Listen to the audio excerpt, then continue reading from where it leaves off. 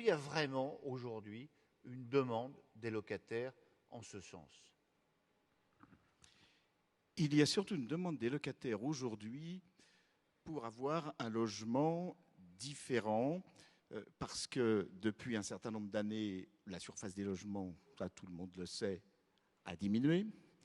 Depuis des années maintenant, quand on construit, on n'entre plus dans l'appartement et on ne se retrouve plus dans un espace qui était l'espace de l'entrée. Ça disparaît. Enfin, ça a tendance à disparaître. Et aujourd'hui, on a tendance à rentrer dans l'appartement directement dans le séjour.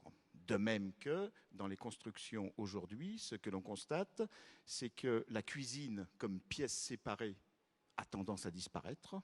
Et on met des éléments de cuisine dans le salon, ce qui fait que... On appelle ça cuisine à l'américaine, mais c'est pour gagner des mètres carrés, quoi. Oui, non, mais vous avez très bien compris. Hein. Effectivement, c'est ça. C'est une cuisine à l'américaine. Bon, je veux bien, mais en tout cas, ce que je constate, c'est qu'il n'y a plus de séparation. On prend la surface de cette cuisine sur le salon, donc il n'y a plus ce côté convivial qui permettait à la famille, aux invités de se réunir dans le salon pendant que le repas était préparé dans la cuisine. Ça a tendance tout cela à disparaître. Et donc, quand vous me demandez si les locataires sont d'accord avec le changement climatique, dans l'ensemble, j'ai envie de vous dire oui, hein, parce que tout le monde se rend compte qu'actuellement, il fait très chaud l'été, on a des périodes de canicule.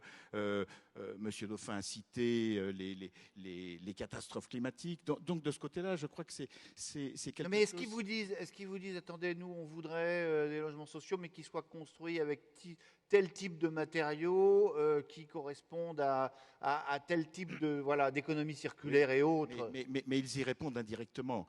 Ce que chaque locataire veut, c'est être bien dans son logement. Et être bien dans son logement, c'est avoir un logement suffisamment grand, ce qui est de moins en moins le cas. C'est avoir un logement où on dispose de rangement, ce qui est de moins en moins le cas. Je me souviens une fois, un locataire, on parlait, parce que quand je descends moi dans les unions départementales, très souvent, les militants me font visiter des sites, et souvent, en visitant les sites, je rentre chez les locataires qui me montrent, ils me disent, regardez, ici, il y a des moisissures, c'est pas normal, enfin, etc. Et oui, mais pardon de vous le dire, ça n'a rien à voir avec le développement durable. Si, ça a à voir, parce qu'on ne peut pas mettre en place un logement durable sans avoir conscience que les locataires ont besoin d'un certain type de logement, ont besoin de bien vivre dans leur logement. Et on a constaté lors des derniers confinements que c'était loin d'être le cas. Et donc, je vous cite un exemple là, parce qu'on a parlé des vélos à un moment. Je me souviens très bien d'un locataire qui m'en parlait. Et lui, il me disait, je ne peux pas avoir de vélo. Eh oui, je lui dis parce que j'ai pas d'endroit pour le garer. Voilà, c'était ça le problème. Hein, je peux pas le mettre dans la chambre, je peux pas le mettre dans le salon, voilà. Donc, si on repense le logement dans une démarche de changement climatique, il faut prendre en compte tout cela. Et je vous dirais une dernière chose. Récemment, il y a eu une commission, la commission Girometti, qui a été chargée par les pouvoirs publics, par le gouvernement, je crois que c'est même la ministre du Logement qui a commandé ce rapport, pour faire une prospection sur l'avenir, sur le type de logement qu'il fallait construire dans le cadre du changement climatique. Et cette commission a interrogé, si je me souviens bien, 87 personnes. 87, alors des architectes, des maîtres d'ouvrage, enfin bon, tout ce qu'on peut imaginer. Il y a une catégorie qui n'a jamais été interrogée, ce sont les locataires, ce sont les associations représentant les locataires. C'est pour ça que vous êtes ici, parce que nous, on vous interroge. Oui. Et vous allez me dire une autre chose, que j'ai une autre question pour vous. Vous avez entendu Stéphane Dauphin, et moi je lui ai posé la question, est-ce que ça coûte plus cher de construire? Il était un peu embarrassé, mais enfin quand même, oui. Évidemment. Est-ce que le locataire, lui, est prêt à payer un peu plus cher, sans loyer, tous les mois, pour avoir un logement qui soit écologique, durable? Oui, alors, j'ai envie de vous dire, quand vous me posez cette question de la manière dont vous la posez, que vous raisonnez comme raisonnent les constructeurs, mais comme raisonnent surtout les adhérents du logement privé. La caractéristique du logement social, c'est de produire du logement moins cher que le logement privé. Et pour pouvoir produire du logement moins cher que le logement privé, il faut que l'État mette la main au porte-monnaie. Mais c'était comme ça de Donc votre réponse, en gros, c'est non.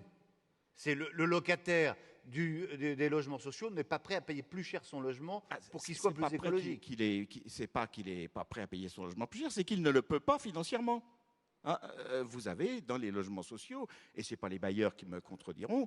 Monsieur Fréchet, les dépenses, c'est toujours un arbitrage. Hein. Bon, voilà. Oui, mais l'arbitrage, depuis plusieurs années, on diminue année après année. Mais vous me dites budgets, donc, et aujourd'hui, il n'y a plus un centime. Vous confirmez que quelque chose sans doute qui est su par les bailleurs, c'est qu'on ne peut pas tellement jouer sur les loyers pour avoir des logements plus écologiques. Non, mais ça, c'est évident. Bon.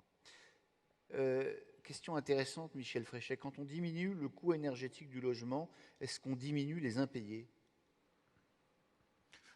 Les bailleurs seraient mieux à même que moi de vous répondre, hein, puisqu'ils ont des statistiques très précises là-dessus. Mais globalement, les impayés de loyer dans le milieu du logement social, à moins d'être contredit, c'est pas énorme, hein, c'est quelques pourcents de l'ensemble des locataires. Hein. C'est bon.